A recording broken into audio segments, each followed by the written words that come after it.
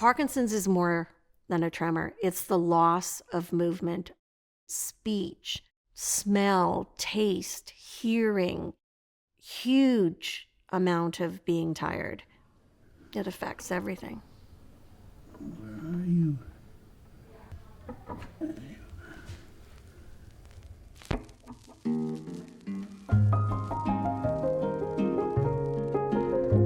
I actually fell in love with Gary probably 3 months after we met. It just was easy. Gary was a really physically active person. He rode motorcycles, loved 4x4ing. He worked at his job for 42 years and he just was a faithful employee and he was really proud of that.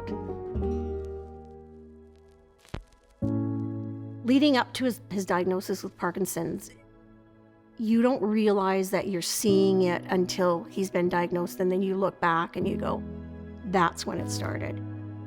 He had some problems with his shoulder. We just thought it was overwork.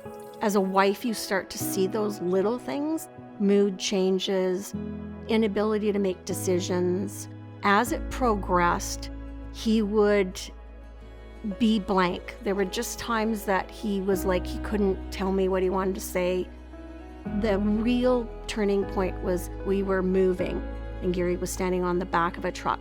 He just fell off the back of the truck like a tree. And I remember saying to him, there's something wrong.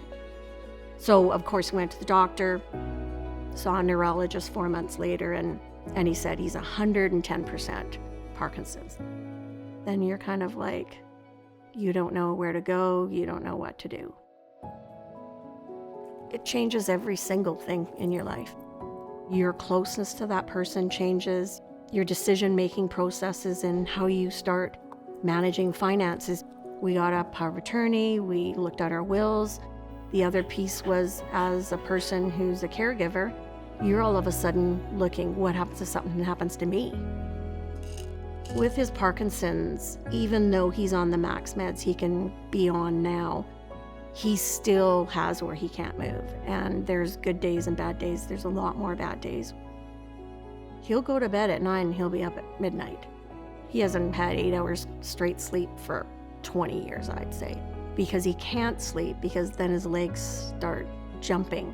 It's like his body's doing it without him knowing it, and that exhausts him. People think that he needs to stop over moving, and he can't, because that's what helps him continue to move. Gary has what they call the mask, where he can't even move his face. Even his eyes look really blank. He can't express emotion. It's very, very challenging to be out in public because people have asked me, does he have a mental illness? It ends up being so difficult, being looked at, watched. I wish they would just ask, but they don't. They assume. And I'm just proud of him that he keeps trying. But the social aspect definitely has changed. Friends we've known, they just have a really difficult time with it.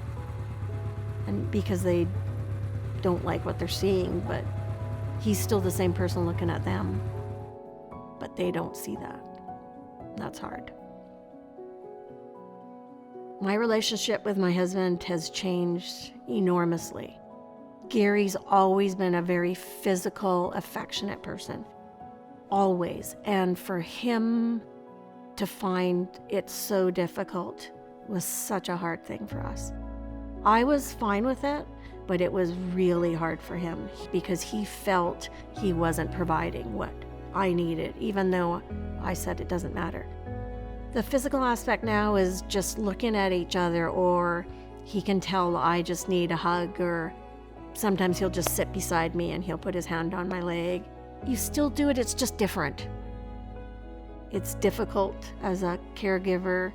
I try to do something for myself. So I have a girlfriend that we've run together for 25 years.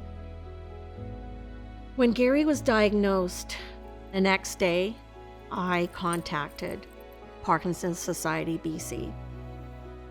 They were open and listening, and they first of all sent out a package, information material. We became members.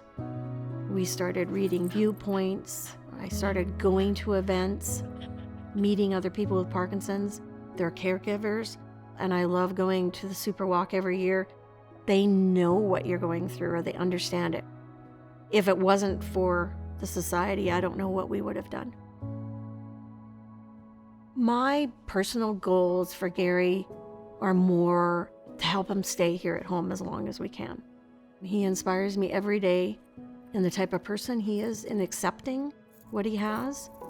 And it's challenging because his physical aspect of how he looks is so different, but he's still in there. Sometimes I have a little more challenge finding it, but he's still there.